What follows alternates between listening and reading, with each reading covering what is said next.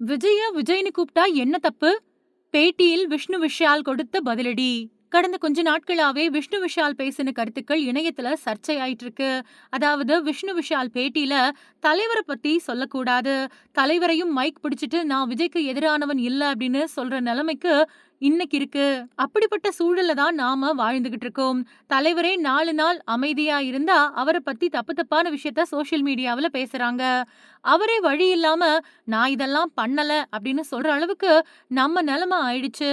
ரொம்ப கஷ்டமா இருக்குது அப்படின்னு சொல்லியிருந்தாரு. இவரு இப்படி பேசினதுக்கு நெகட்டிவ் கமெண்ட்கள் வந்துகிட்டு இருக்கு. விஷ்ணு விஷால் ரஜினிய விமர்சனம் பண்ணி பேசுறாரு அப்படின்னு சொல்லியிருந்தாங்க. இப்போ எப்படி நீங்க ரஜினிய மட்டும் தலைவர் அப்படின்னு சொல்லிட்டு, விஜய மட்டும் விஜய்ன்னு பேர் சொல்லி கூப்பிடலாம் அப்படின்னு விஜய் ரசிகர்கள் கண்டனம் தெரிவிச்சுக்கிட்டு இருக்காங்க. இந்த நிலையில இது தொடர்பா குடுத்த பேட்டியில விஷ்ணு விஷால், விஜய் பத்தி ரஜினி என்ன பேசுறாரு அப்படிங்கிறத தான் நான் சொல்லியிருந்தேன். ரஜினி அவங்க விஜய் அப்படின்னு தான் சொல்லியிருக்காரு. நெறைய பேரு ரஜினிய மட்டும் ஏன் தலைவர் அப்படின்னு கூப்பிட்டுட்டு, விஜய மட்டும் ஏன் பேர் சொல்லி கூப்பிட்டீங்க அப்படின்னு கேட்கறாங்க. ரஜினி விஜய் அப்படின்னு தானே சொல்லியிருக்காரு. அதத்தானே நானும் சொன்னேன். இதுல என்ன தவறு இருக்கு?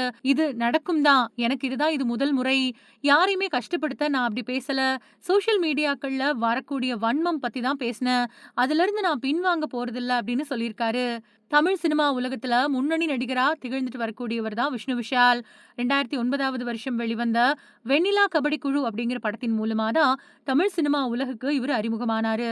அதைத் தொடர்ந்து பல படங்கள்ல இவரு நடிச்சு தமிழ் சினிமா உலகத்துல தனக்குன்னு தனி இடத்த பிடிச்சு வச்சிருக்காரு. அது மட்டும் இல்லாம சமீப காலமா விஷ்ணு விஷால் தேர்ந்தெடுக்கக்கூடிய படங்கள் எல்லாமே சூப்பர் டூப்பர் ஹிட் அடிச்சுட்டு வருது.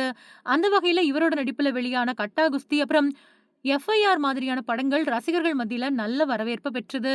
2022வது வருஷம் இந்த படம் வெளியாகி ரசிகர்கள் மத்தியில நல்ல வரவேற்பு பெற்ற கட்டா குஸ்தி படத்தோட 2வது பாகமும் இப்போ ரிலீஸ் ஆயிருக்கு. அந்த படத்துக்கும் அமோகமான வரவேற்பு கிடைச்சிட்டு வருது.